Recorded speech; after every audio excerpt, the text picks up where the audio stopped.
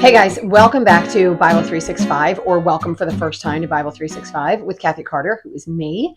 Today is day 60, which actually puts us at leap year. So this year, we actually have an extra day in the calendar, which is February 29th. And so instead of doing extra reading or going ahead in a weird way and then having this at the extra day at the end of the year, I'm just going to count it as an extra day right here. And we're going to sort of recap a little bit.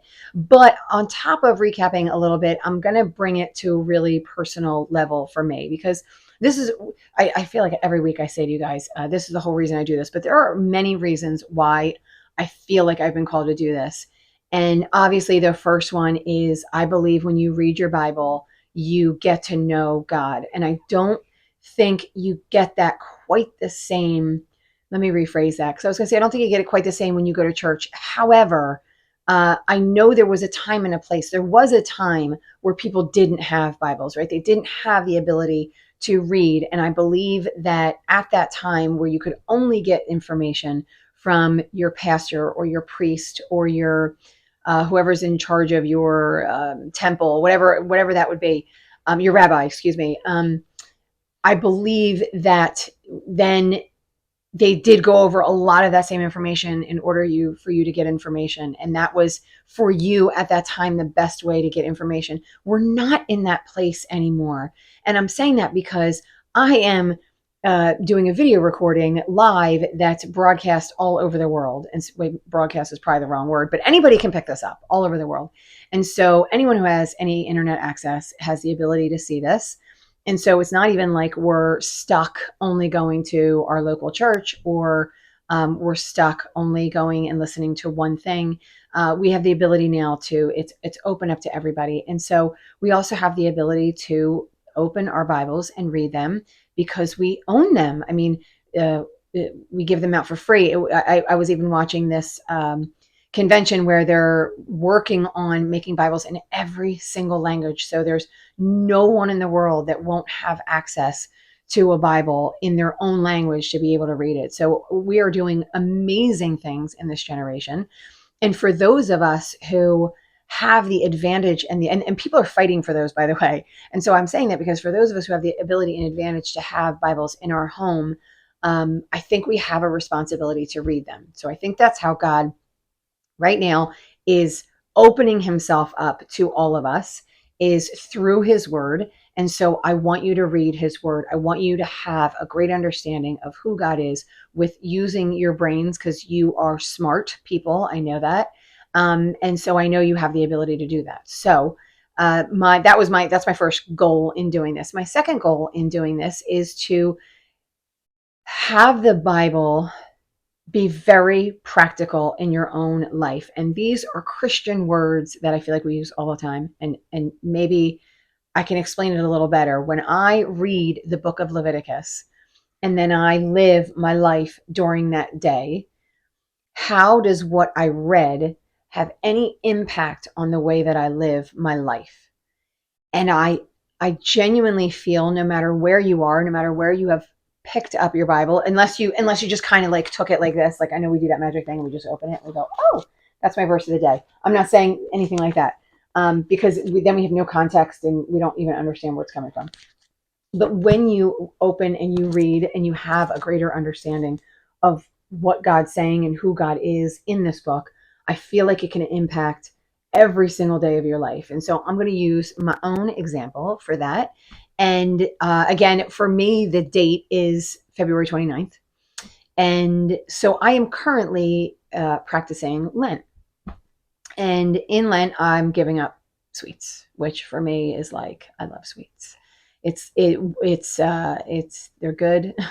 I grew up like eating sweets. I used to love sweets. My mom always made sweets. And so it was always like exciting when we would get them whenever we would go out. So they're a treat for me and I really enjoy them. I also gave up any kind of sugary drink. And so anything sweet tasting, I gave that up, and I'm giving that up for, I think it's like 44 days.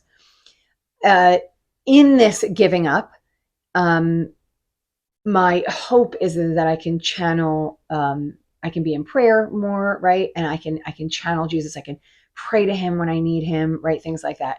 And I'm saying that because I've already given that up. had that down for since Valentine's Day. So I don't know, a week and a half, whatever. Um, and then I just found out that I lost my job. Now, I haven't technically yet, so I'm still working now, but I have about 3 months left of my job until I have to find a new place to be. And I'm saying that to you because I love my job. I love my job. I wake up in the morning and I cannot wait to get to my job. Not every single day, but like 99 days out of 100, I'm excited about going to my job. I enjoy what I do. I enjoy who I work with. And obviously there's, bosses, never super exciting, but other than that, I just really enjoy my job. It is also active. It is really personal. I talk to people a lot. And so it is sort of like a job that is right up my alley. And so when I found out that I didn't have my job, my go-to is always to be angry. And so the first thing I do is just I get so angry, and I'm angry at the person who took my job. I feel like they were, assaulting. And I'm not the only one. There were many of us who lost our job. It was kind of our position was taken away. And so all of us have to give up our job. And so I was just angry at the people who took that away. And my instinct is that, I try to be honest. My instinct is that they're so stupid. They don't realize how good we are, and they're going to bring in other types of people, and it's not going to work out. And you know what? I'm not going to be there when they call me because they realize it's not going to work out. Well, I got over that pretty quickly because obviously that's ridiculous. Anyone can be replaced, but I still feel like there's still like a hole that's missing. And so what I would have done under normal circumstances is I would have come home and I would have eaten, because I find joy in eating. When I sit to, or when I have a meal, I am not a grab and go kind of person. I'm not like, oh, my body is craving food and so I need to grab and go. It's a social thing for me. I like to sit and I like to eat. I like to read my book or my Bible when I sit and I eat. And so it's a relaxation thing for me. It kind of brings me back to center. It kind of calms me down. And so that was the first thing I wanted to do. I wanted to come home and have cookies. And I couldn't because I'm practicing Lent. And I gave up sweets or sugary drinks or sugary, sorry, not or, and sugary drinks for Lent. So I had no way to soothe myself. And so I'm just mad, and I'm getting madder. And of course, in my brain at this point, none of that has registered in my brain. All that's registered in my brain is I lost my job and I'm super angry. And then I come home and I'm like, oh, I just want, little Debbie cupcakes. Right. So that's what registered. None of this registered yet. And then a day goes by, and then another day goes by, and then you have to fake it a little bit because you have to go back into work. And so you have to behave as if you still have your job, and you have to behave as if you are not, because, goodness forbid, you don't want anyone to know that you're fasting. You can't tell everybody that you're fasting, because don't let anybody see it on the outside. That's not the way you're supposed to do it. So I'm kind of holding all of this stuff in. And I'm just trying to behave as a normal person, but then I come home and I'm raging a little bit at home. And so I'm getting angry. I can feel myself getting angry and frustrated. And again, this hasn't even been that long. What I'm finding out is that instead of getting my comfort in Jesus, I'm getting my comfort in food. I'm getting my comfort in my sugary snacks. It's a habit. It's not that I purposely do that. So then when I didn't have that comfort, which for me, I was grateful that I did give those things up, because when I didn't have that comfort, it forced me to look at why I was raging more and more. And what I could have done is I could have just soaked in the fact that life isn't fair, or I could have started to recognize that replacing my comfort from Jesus with food, right? So I'm doing this kind of replacement strategy, which is, I'm sure we all do that to some point, right? And then I started thinking, so I start being in prayer with Jesus, because I'm angry and I don't want to be angry and I want to lay it on him. And then I start thinking of the book of Leviticus, because this is where I am and this is what I'm reading. And so this what starts popping into my head. And I know I went over this a little bit with you guys, but this whole idea of how I'm just going to go with somebody my age. Somebody my age lived my life. I live my life here and now, and I have this comfort, and then it gets taken away, right? And God says, it is for you that I do this, right? And I say, you're against me. Why are you doing this to me? And I'm raging and I'm saying, this is bad, right? And so the people, these Israelites, at first were like, please, please save me. Where I'm like, oh, please, Lord, let me be with you. I know I want to be with you. And yet when he gives them that, he says, I hear you, and I come and I save you and I protect you and I bring you here in this land. And now I'm going to make you holy. I'm going to make you a holy people. And they're like, no, that's not really what we were asking for. What I'm really asking for is I'm really just asking for comfort at that moment. And then I want to go back and I want to do whatever it is that I really want to do. And the truth of the matter is when he gets a hold of you, that's no longer on the table. So you are no longer allowed to be the person you were. I am no longer allowed to find my comfort in food. I'm not allowed to do that. And for everyone who's like, oh, it's no big deal, I want you to understand that I wrestle with this. It's not that I find it easy. It's a wrestle. It's a struggle internally in my soul. And that's why when I read this, and I can feel the way that the Israelites felt, and then I can see how God reacts to them. And God is furious when they're complaining about not having enough food, or when they're like, oh, we're too scared to be around. We asked to be with you, but then we see you and we're terrified. We don't want to be around you. Moses, you do all the talking. We don't do all the talking. And then they complain about Moses. Like, it's this never-ending cycle with us. And so I've been able to see it in myself, how I dig in and I complain, and I just want to be comforted at the moment in order to get through that moment to be able to live the next moment. And they did the same thing, right? Like they wanted to be saved, right? They just wanted to be saved. They wanted everything fixed. They didn't want to be slaves anymore. They didn't want to do any hard labor because, ooh, that's really awful. But they still want to eat pig. Like they still want to do that. They still want a God. So if you remember, they made that God because they still wanted a God to serve, right? They wanted to make sure that they knew they had a God that was a God of their people. So instead of waiting and being patient for God to give everything that he gave to Moses and have Moses come down, they just created a new one. So they were just like, oh, you know what? That one's not really working out for us. So let's just create a new one and then call it the same thing. We're going to say this is the God that pulled us out of Egypt, right? I can't curse them without cursing myself, because I want to do the same thing. I am a week and a half into Lent. I am going to go through this cycle perpetually. When I have family over for dinner, or I host any guests or friends over, or when I go to any Bible study, right? They're going to have sweets there. It is a social event, and they're going to have things there. And there's going to be a few different reactions, right? Oh no, I'm fasting. I'm not eating sweets for Lent. And the person goes, oh, I made that. Like, why isn't she eating it? Does she not like my food? Right? Like, right. So I have to be aware that there's going to be these reactions from these other people. So I have to be sensitive to that as well. Or when I have people over to my house, right?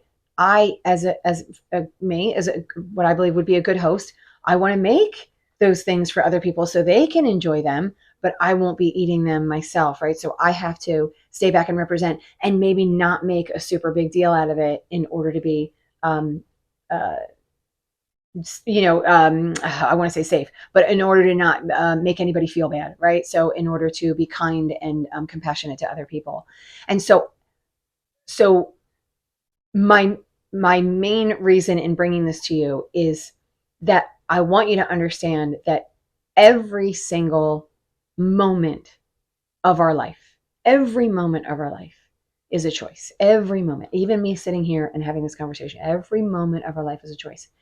Am I going to choose my way? Are the Israelites going to turn back and turn away from God, right? Or are they going to follow, do these things that he asks, as uncomfortable as they are? Is he going to do those things that he asks? Are they going to do those things that he asks and stay with him, right? And follow him through these trials, tribulations, hardships, loss of food, all these other things, are they going to follow? Even I know they're going to eventually be in war. So are they going to follow him to remain holy and to stay in his presence? Or are they going to follow themselves? And I want to be clear that when we follow ourselves, there is a danger of not being with him for eternity. So I'm not saying if I eat junk food sometime in the next 40 days, I'm going to burn in hell. And I don't want anyone hearing that, so please don't hear me saying that. But if I make a vow, which I have made, if I made a vow to the Lord and I break that vow because I want to find comfort in myself instead of him, there's going to be consequences. The consequences might not be physical. They might not be immediate. I might not, I don't know, I don't even have it. There might not be anything immediate. I might not, get into a car accident because I don't know, whatever it might be.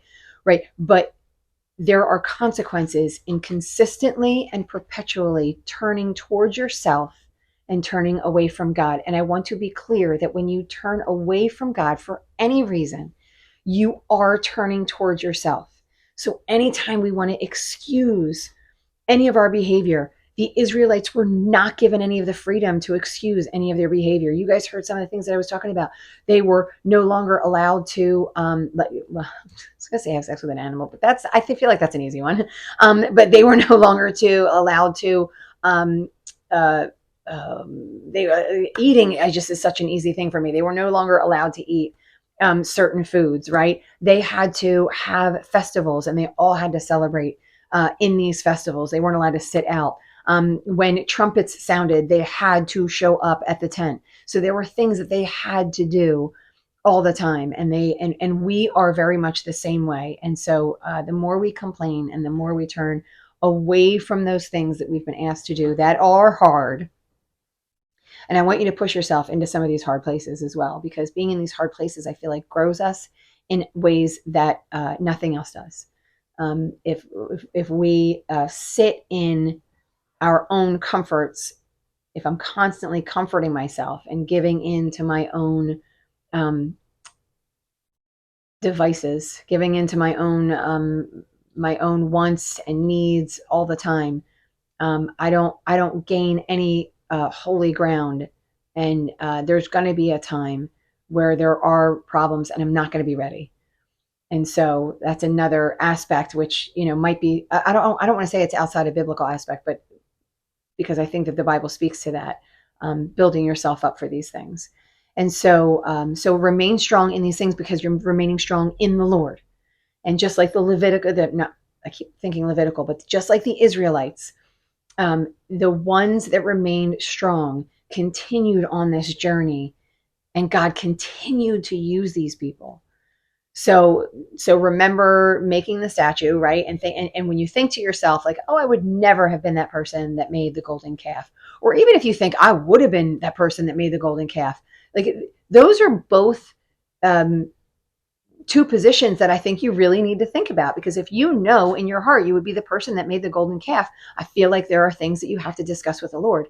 If you believe you're the person that would have never made the golden calf, there are some places where you probably lack a little bit of humility and need to recognize that you may have struggled with that a little bit. So anyway, coming to that conclusion, that's sort of it for me today. I just wanted to recap a little bit where we were, why we're there. And we're going to be continuing to move forward, and we're going to be continuing to learn more about the Israelite people.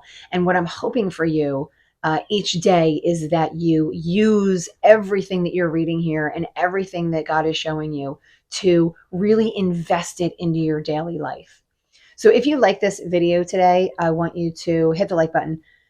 Same thing I kind of say to you every day. Hit the like button, share it with other people, subscribe to the channel, keep up your reading, and I'll see you next time.